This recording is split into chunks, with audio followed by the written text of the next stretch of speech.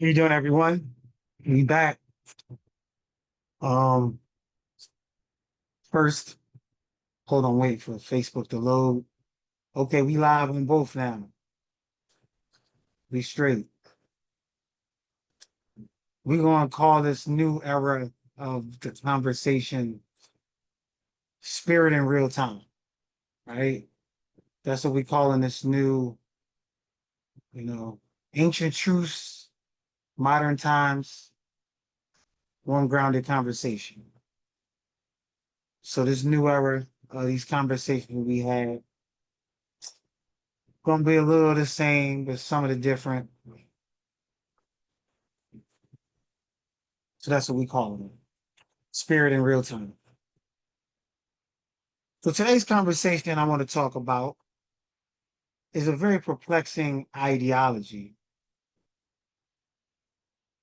And the ideology that I want to talk about is, are leaders accountable to God, or are leaders accountable to people that they're leading? For some reason, it's a those are the two options, right? Either leaders accountable to God, or leaders accountable to people, which is seems to when people say it's down, right? And so today I put a post out. I said, it sounds poetic. It sounds super great when you hear a leader say, "Oh my God, I'm accountable to God."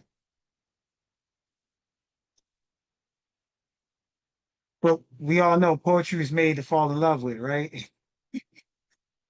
And just because it feels so good to fall in love with, don't mean it's the right thing. So let's break that down today. Let's talk about that.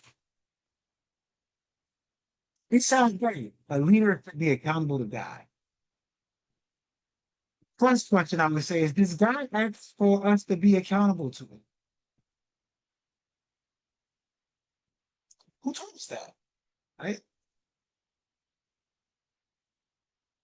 Does God even hold us accountable? Right? Not to mention, God is an entity, not a physical person. So how does God hold a physical human being accountable? This is a good question. I mean, we say this thing, but we can understand what we're talking about, right? We talk stuff all the time. Don't talk about stuff you don't understand. But there's a whole bunch of humans doing it. Everybody's doing it, right? So let's start with some understanding, some ideas. So if God, right, is this entity and God is everything, God is omnipresent, right? So God is in all things. So if God is in all things, if God does allegedly hold us accountable, if God not hold us accountable for people,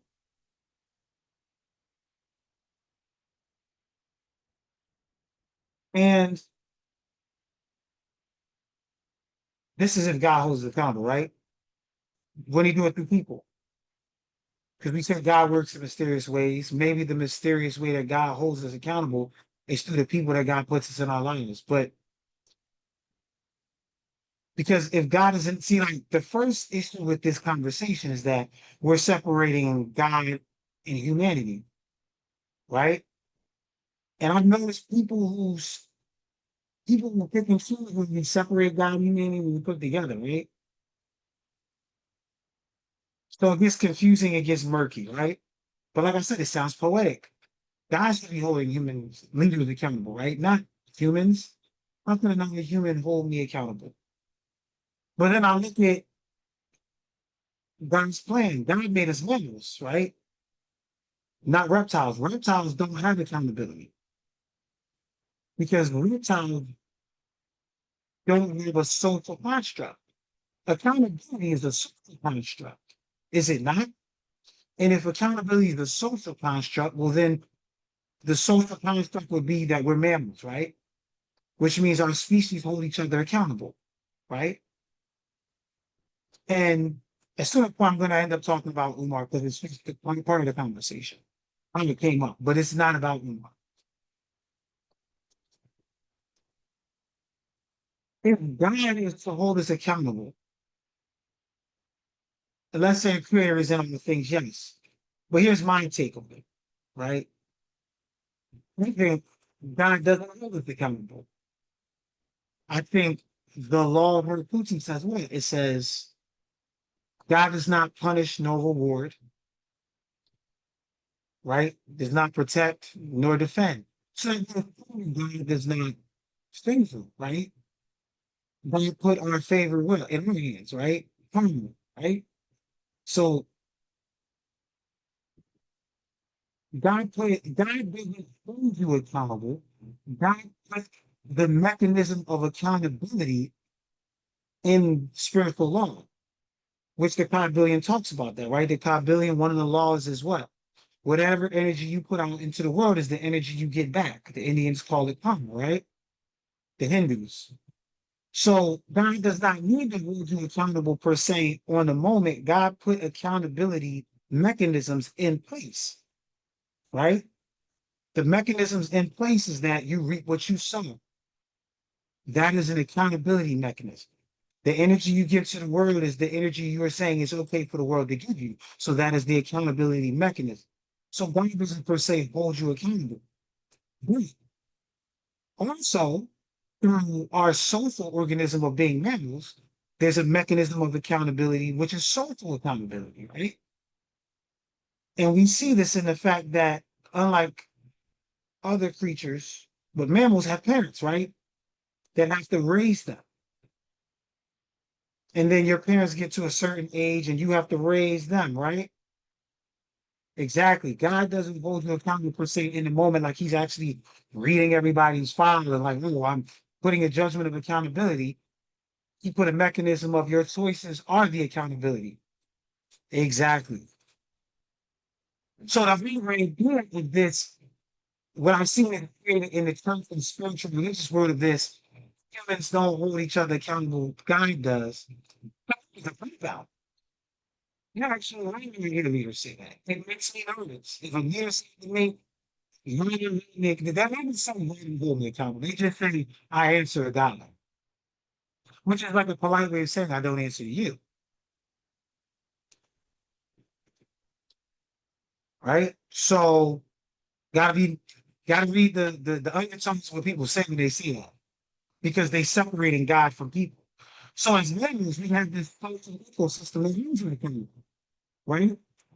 And it's not something people pleasing, right? When I say holding accountable is that you have your family, right?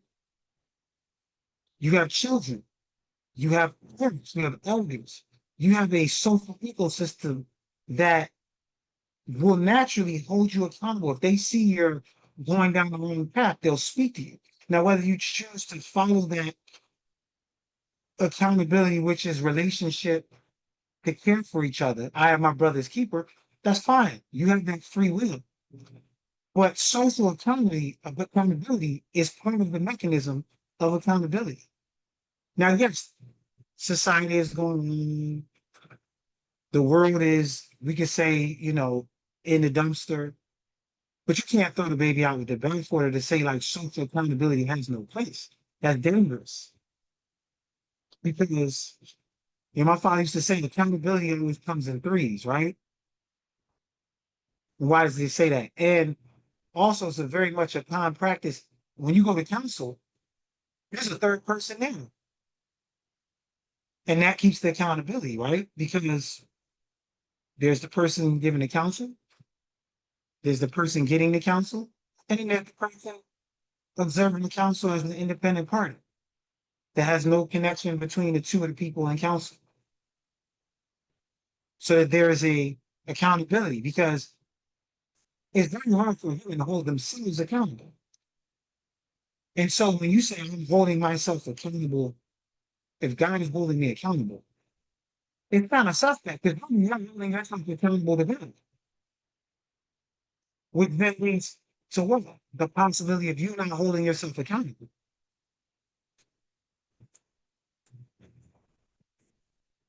And so I brought this up because we were having a conversation about Dr. Umar, right? and how, you know, my personal opinion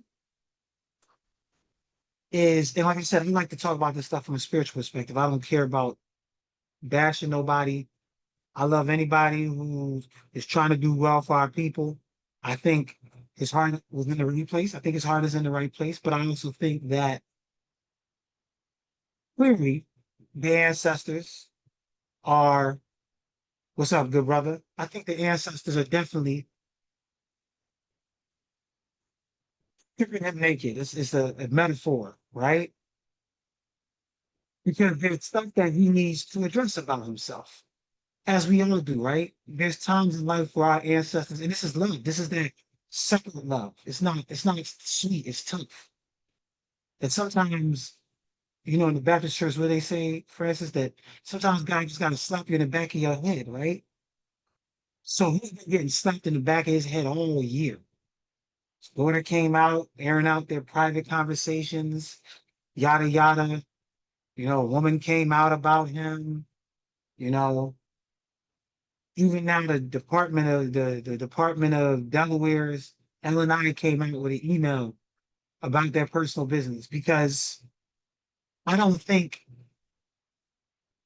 he's really taking the self-analysis of himself in these moments. And when you're not a leader or a leader, it doesn't really matter. When you're not self-analyzing and learning the lessons of the situations that come in your life, the situations come back again. They'll come back different and they'll come back a little louder, right? And so then people go, well, how come people aren't, trying to help him? I personally know people that are trying to help. And I think one of the pitfalls that I'm looking at from my lesson as a person now that's moving into that leadership position is once you get into that leadership position, you start focusing so much on the problems of the world, the problems of people, the problems of others, that you forget to do the same work you did when you first started climbing the mountain. And so then you got to be reminded at work. But because you've been in this mode so much of looking outside at others, you think the work is for other people. No, the work is for you. And I don't think he sees the work that's for him. And so it just kept getting louder and louder and louder until now the ancestors been setting down. Like it's time to take a time out and do some self-reflecting, some self-analysis. I don't hate the guy. Like I said, we've all been through it. I've had my moment where I wasn't listening. I got stripped.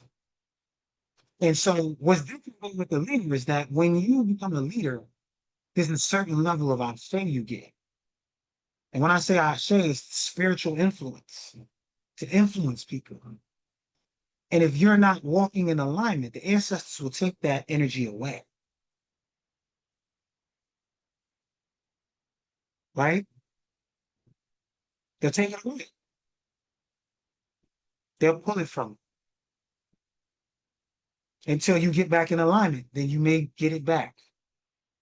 And so I'm thinking this moment, they just pulled down Schaefer. Doesn't mean his career is over, doesn't mean he's done. It just means that right now he's Schaefer.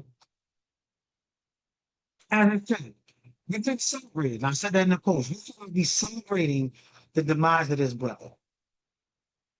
We shouldn't be celebrating the downfall of this brother, right? Because he did good. He's also got some work to do, clearly. I think he needs to partner with some priests.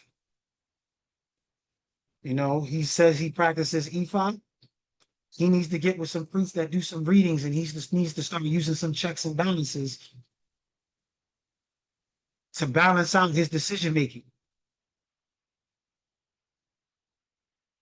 All right. I think also he needs to get with a financial advisor to help him manage his money. And that's assuming he's not a scammer. I have nothing, I don't know the intricacies of this. I'm not making a judgment, but he's got some work to do. But the reason why we brought up this conversation was because when I said that he has an accountability to all the people who supported his movement,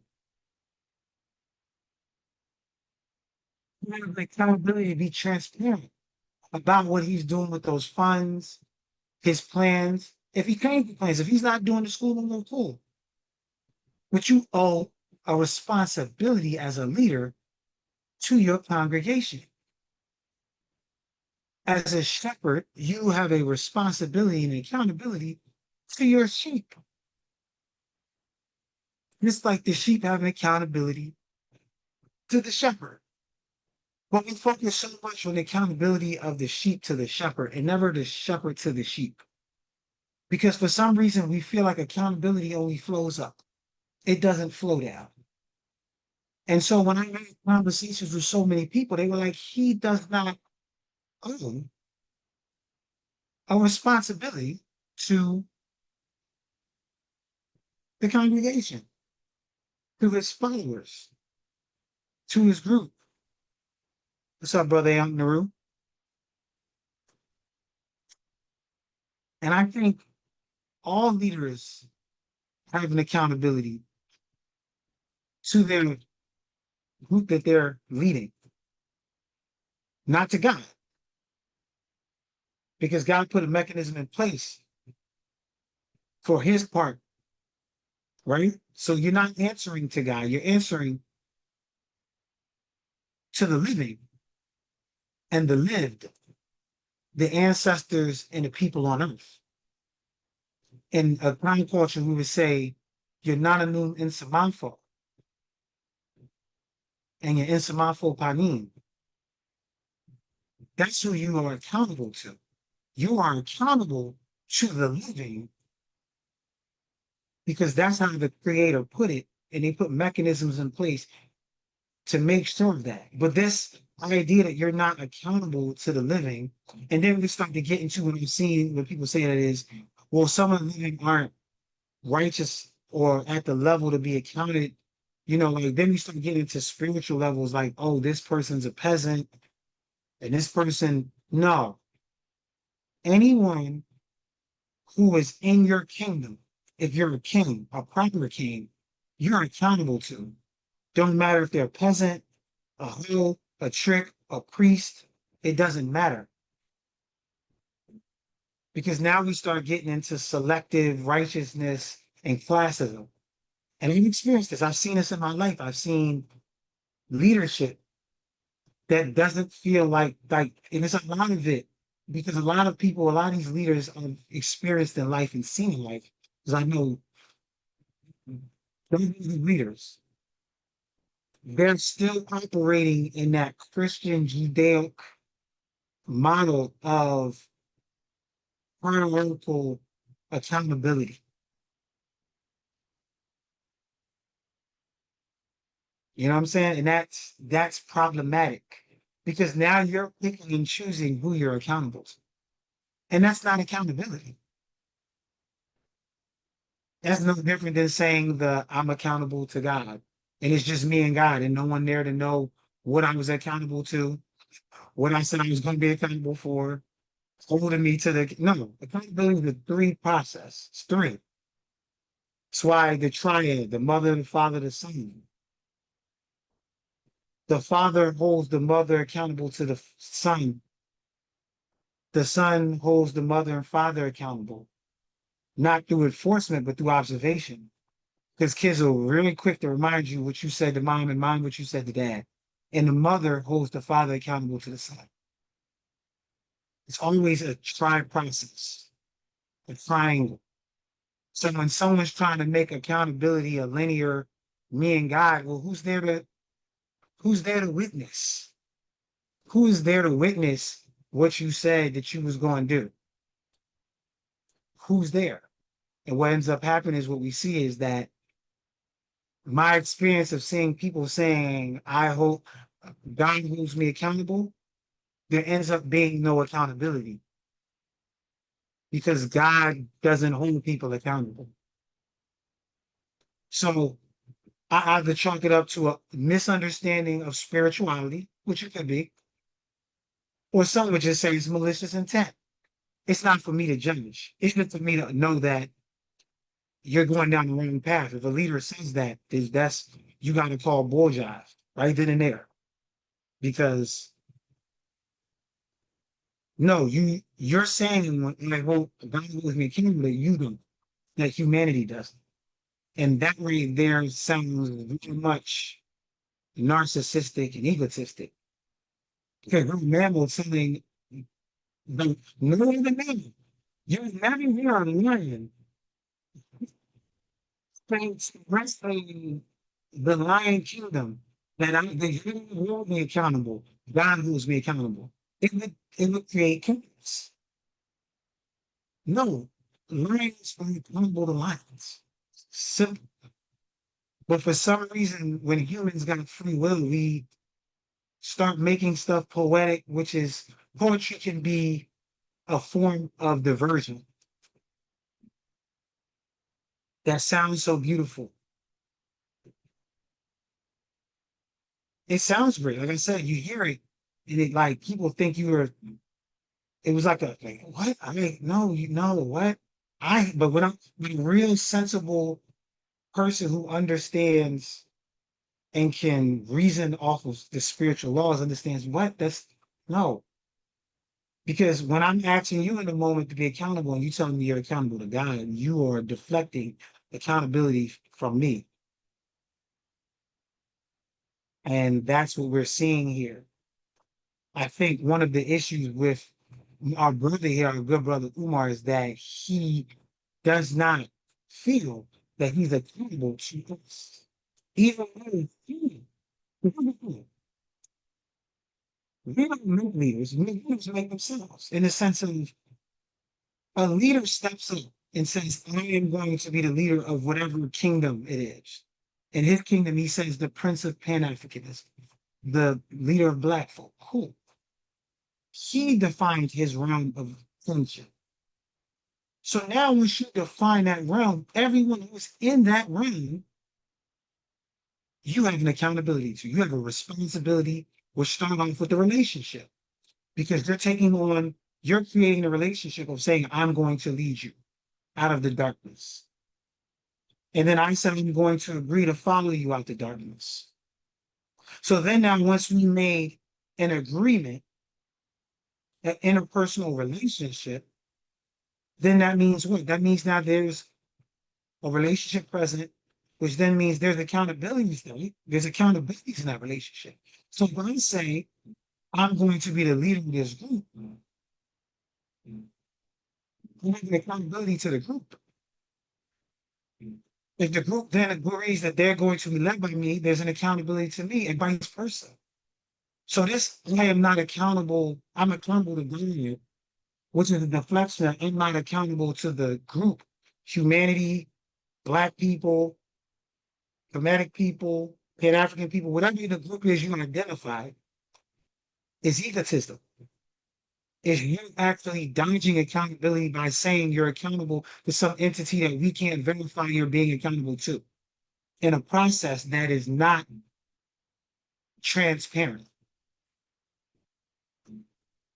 Because God put in place a transparent process of universe.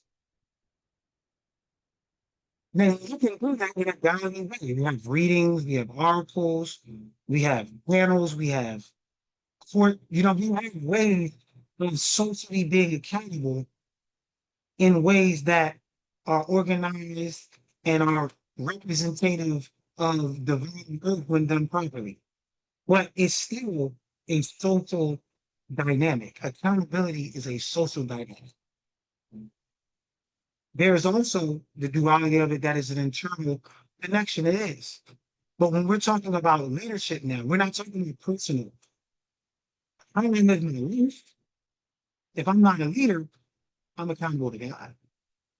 But once I started having children, I have a mate, I have a society, I have all this stuff now. Now I'm accountable to people. Because I have relationships with these people, unless I decide to go in relationships, which I've not. And choose to have these relationships with humanity, then you are accountable to those people. And to act like you're not, it's crazy. It's not spirituality.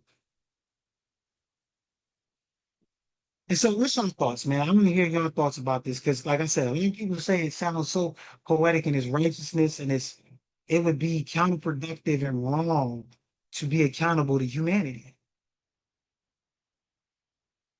And it doesn't matter.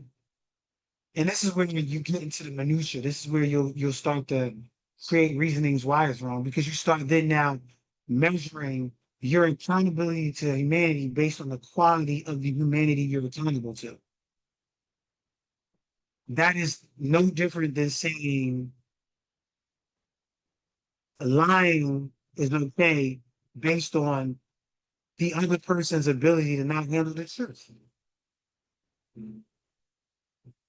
My actions have no one else has any control over my actions. My actions are not predicated on anybody else's behavior. So me being accountable to the society, to the nation that I'm a part of, has nothing to do with the ability of the nation to handle the accountability. That's a concept. See, we got to start catching the concepts. This is how we hold our leadership accountable. Like every leader I've ever followed, if I think they're spinning out of control, I think they're out of order, I'm a problem. Yeah, it doesn't mean it's true. But the fact that they know that I'm holding accountability to them, that I'm well within my right to call them and let them know I'm concerned about how they're moving and that I think they're moving out of alignment is well within my right. And I haven't even effective about calling them. And I told them, brother, no, no, no.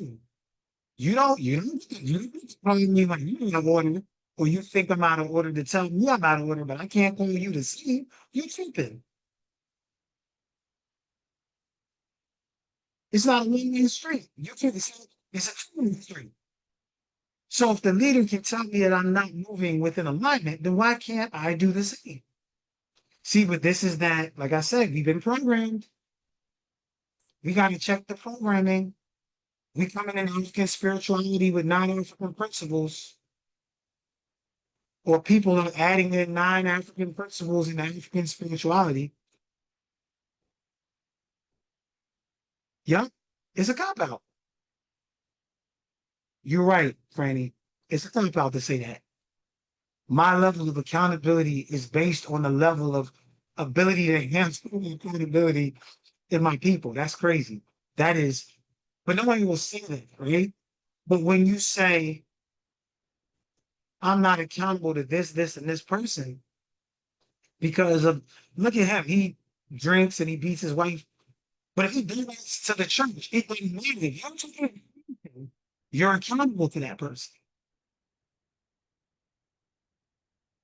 If you're this is their kingdom, see, like, you don't run like clean label too much because people don't really know what it means, but it sounds fancy. If you're a king or a queen, and that's in your kingdom or kingdom, whoever is in that area, you are accountable to. And when I say accountable, let's be clear, because maybe I need to talk about that little portion. Doesn't mean you do against that. Just like a, a follower being accountable to a leader doesn't mean you do whatever the leader says. That's another thing. You got this whole accountability to leadership and leadership accountability to the thing to us all jacked up. People be feeling like they can't hold people accountable. Like I said, that accountability is only downstream. I don't have to, there's no I have to follow to everything you say. It doesn't work that way. We can still be a kingdom. We can still be a kingdom, and everybody in the kingdom doesn't follow everything the king says. I've experienced it. I've seen it. I'm in it. We can respectfully disagree to a certain extent. We can't have mavericks, just everybody do what the hell they want. There's got to be certain level of guidelines, right, to have order in society. But society can never overtake free will, where then now you have no say so, right? So there's got to be a balance. But we never experienced that.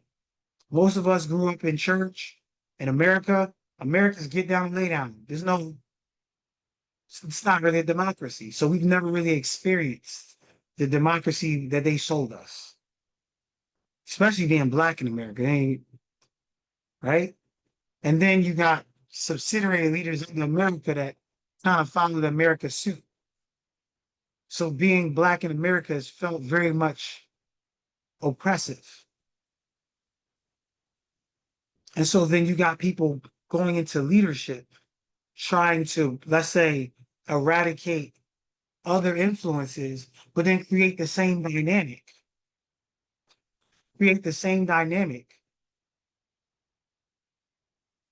Because at the end of the day, you lead yourself, right? At the end of the day, you lead yourself.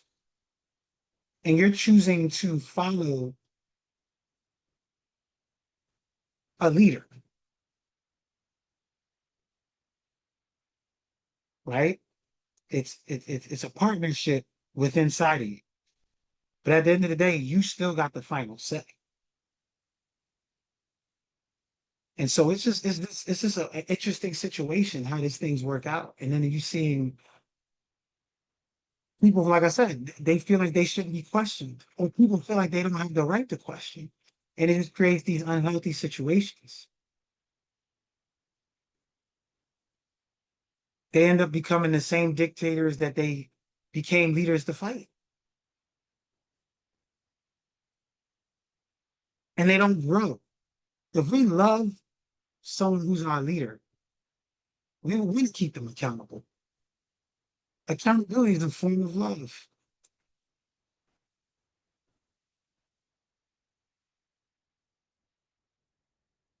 Accountability is a form of love.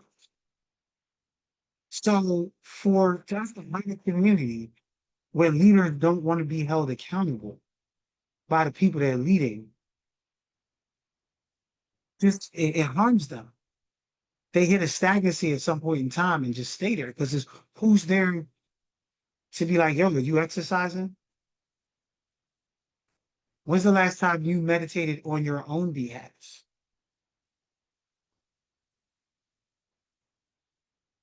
What's the last time you done a meditation on your problems? Not nobody else's problems, not the society's problems, your problems. And you can see it. Like this is the realization of it. Not listen, it's like not really this guy. I'm rooting for you. I've met him dozens of times. He's my dude. But look at what's happening. This is not a punishment. This is not a kind of show that he's bullshit. It's to help him. He clearly has interpersonal relationship issues with his family. His family is paying need attention. What's the point of trying to save white people when you know what I'm saying, at the sacrifice of your kids and your family? And I'm saying, you know, so many leaders that's you trying to save the world and the kids and their ideas. What's that? And I know that. I'm like that. I'm observing it. Like I'm not judging these leaders. I'm saying it and I'm sharing this as my journey to be better to learn from them. Like I thank them for this. In my libations, I pour libations to thank them for seeing these lessons so that I can be better. That there's got to be a better work-life balance. Because saving the world but losing my family means what? I lost. I didn't win. Now some spiritual people be like, oh, it's noble. Like I said, there are spiritual hippies out here. I like to call them spiritual hippies. A lot of spiritual hippies in this world that would think it's noble to sacrifice the interpersonal relationships of your family for the betterment of the world. But then we'll tell you that family is the cornerstone of community and community is the cornerstone of nation. So then how are you trying to build the house up top when the cornerstone ain't right? So you see what I'm saying here? So like, thank you for the lesson. Thank you for the wisdom in real time. I'm not knocking nobody. I'm just saying that this is maybe where the answers are trying to help it. Get off the road. You've been on the road speaking for like 20 years. Get off the goddamn road. Spend some time in Philadelphia, my brother. Work out that relationship with your daughter. You really don't have to, I think she's homeless. Like, you see what I'm saying? It's like black queens forever, yes. It's a black queen. It's a black queen in the world. So focus on that black queen first before we worry about the black queens out there. You see what I'm saying? Like, this is what like this dynamic of leadership, it's got to change. And that's where the blessing, it's a blessing. Like, this is not a curse. This is the ancestors helping him. Like, it's time for you to stand still for a little bit. Take a step back. Heal. Regroup. Come back out stronger. Like, I'm rooting for him. I'm rooting for this to be a moment where he has to come to the bench, let somebody else jump out to that public view, help black people, get yourself in order, my brother, and come back stronger. Because if there's no one to succeed him, it means nothing anyway. So we need his daughter in the movement. We need his daughter. Let alone the relationships, let alone the financial understanding. That's another thing. We need to get some financial experts around him to help him manage his stuff better. He said he didn't know all the ordinance and stuff to start a school. Then why are you starting a school if you don't know the ordinance to start a school? No, I know you didn't know how to start a school. We all know. But you have a vision. That's cool. But you also got to have somebody else you got to start with school. How many people you know? It's pretty random. But man, you like the message showing that the answer is something to step back before you make things worse. You're going about this process. You don't know anybody that knows how to start a school helping you. Or it would go smoother. You're lacking experts. Not a noon. Right? Right?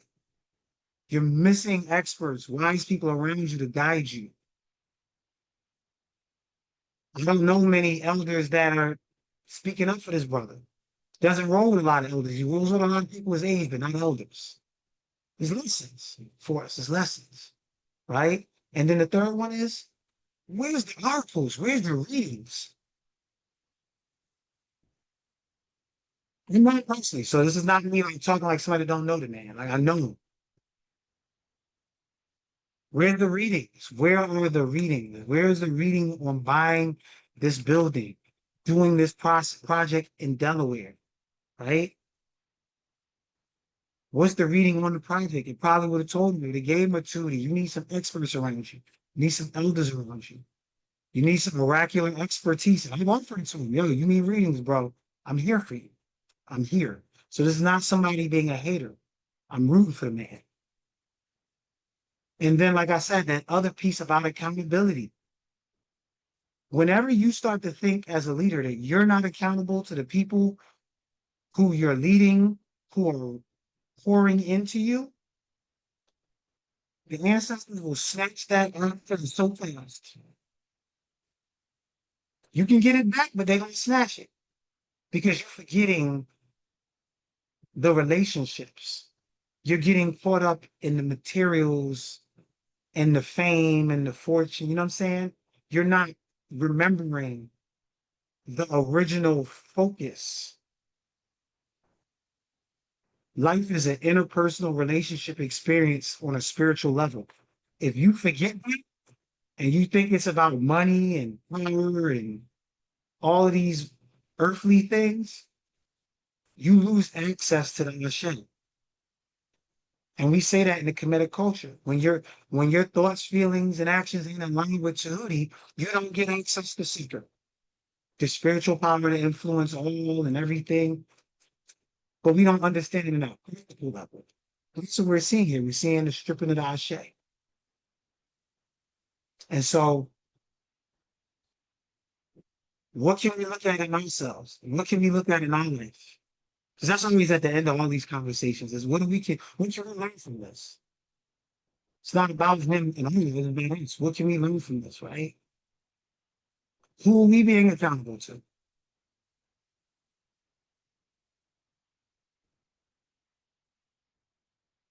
right? Successful people, they say successful people keep wiser people around them. Part of keeping those wiser, more successful people around them is that there's an accountability mechanism too. Why do you think those type of people like that wouldn't kill to have Warren Buffett's number and be friends with Warren Buffett, right? They were just talking about Jalen Hurts, and he's always talking to Tom Brady and Peyton Manning. That's his accountability. This is accountability. They're multi-time champions. I wasn't a champion. I'm choosing a relationship with these people, but what is part of the relationship is the accountability. And in there is where God can work because God needs vessels to work. So God works through the vessels of man. So this accountability with God versus accountability with people is an ignorant spiritual conversation, a spiritually ignorant conversation. Let me invert that. And so having those people around you, we having that in our lives. We might find out a lot of the problems we're having is because we trying to wing it. We're so stuck on the independency mindset that this Western world pushes. The Western world pushes independency, right? It's your thing, do what you want to do. But we understand that life is interdependent. I have a accountability to my ancestry, to my lineage, my family lineage. I say this all the time to my kids, and they like, "What you mean?" I'm like, "I eat healthy, not just for me. I eat healthy because how I eat affects the genes that I give y'all." See, when you really get into spirituality, there's no way in the world you can say leaders aren't accountable to their followers. A species is accountable to a species and limbs. That's just simple 101. It's impossible. I have an accountability to my lineage. I have to eat and live a certain way so that I'm passing on good genes. So if I'm out here eating cracky what night, I'm giving passing bad genes to my kids. They're starting out off the gate jacked up. So I didn't eat in a vacuum. I can't live in a vacuum. And that's just with the lineage, let alone the other people here. As an adult, I have accountability to all the children that I walk around and see. So they see me cursing and carrying on. I'm telling them bad language behavior. So everybody has an accountability to society. But part of the thing that they've taken away and dismantled is this idea that we don't have accountability to each other. We're all independent beings. But yet we're all made in the likeness of God and God flows through everybody, but yet we're all independent beings. Seems there needs a little more explanation. So no, there's definitely an accountability. And I hope everyone here understands that. There's accountability to the leaders that you have, and your leaders have an accountability to you. And how you go about that, I can't, it's specific to each culture, to each, situation. So I can't give a point blank how that accountability manifests itself. But there's an accountability. First and foremost, understand that. And if there's a leader who says that they're accountable to God, which is layman's for not accountability to you or man, be careful. Be careful. So I'm just say be careful. They might mean it in the most purest, innocent way, but their actions will show. They're asking you to participate in the work, but not in the decision making. Or don't even include you, you're not even aware of the decision making process. But you're mandatorily included in the work. That's the part right there. That's a big red flag for me. And so those places, a little interesting. But that's all, y'all. I'm done. Wanted to talk about that, get that off the table. I hope everything works out for Dr. Umar.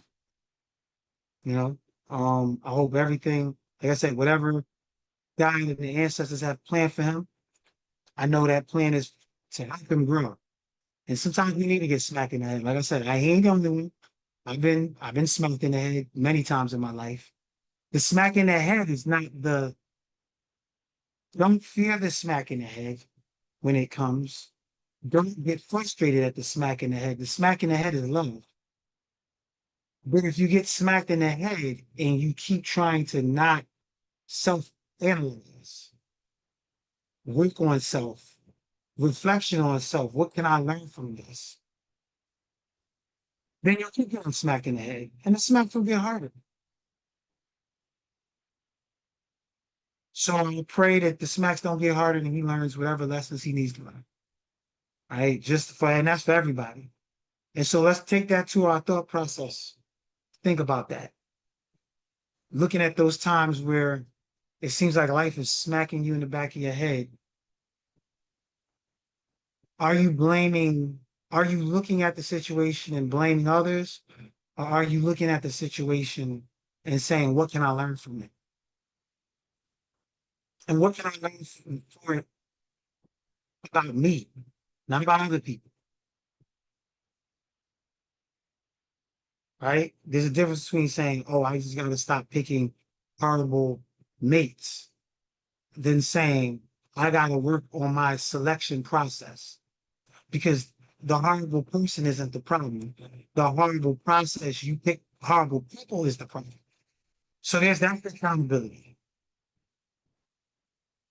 looking at the problem within. Because there's always, that's the lesson. God is always trying to show us the problem within.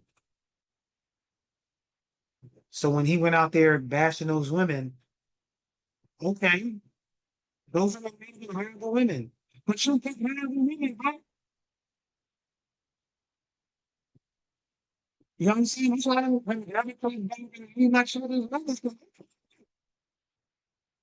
You talk bad about somebody you twisted and you yourself. I never understood why people talk bad about that significant back others. You picked them. So that means you like that? And you told that. You have to believe that. So following the mirror, like life is a mirror. And so I look at that situation with Umar not to judge him, but to look at me like, well, damn, okay. Am I really being accountable to my family, to my elders, to the people around me? Or am I having this mindset that I'm only accountable to God and the hell with y'all? Because the people I see that move like that never end up moving in alignment for long. And one of those processes to help this is oracles. We got oracles. We got so many different oracles out here. There's people that do readings. So we have the checks and balances. We have a process. That's what oracles are. A process of checks and balancing stuff. Because we all need check and balancing. We do. Just like the government needs it, and the government needs it even more now than ever. But so many people are pissed that the government doesn't have any checks and balances. The government just be doing whatever the hell they want. But here's the real honest, ugly if you looked at it in the mirror. Most people in America live the same way the government is. It's just when the government starts doing it in a way that affects them, it's a problem. You're noticing that the way you move every day affects people every day. Mm.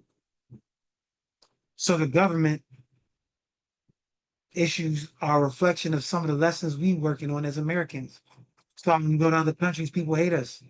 Americans are some of the most self-centered human beings on the planet. We have no understanding of community accountability. Mm. It starts from the top but it permeates all throughout American culture to the followers, to the leaders, and we just make it look good. We throw some icing on it and say, "Oh, I'm accountable to God." Peace and love, y'all. Enjoy your day. Y'all have a great day, a great weekend. And like I said, we're going to this new era of conversation is going to be called Spirit in Real Time, where we talk about current events, we talk about things that's happening, just ideas that pop up that come to me, and just talk about it from a spiritual perspective. Right. So, y'all, peace and love. Have a good day, good night, and a productive next week.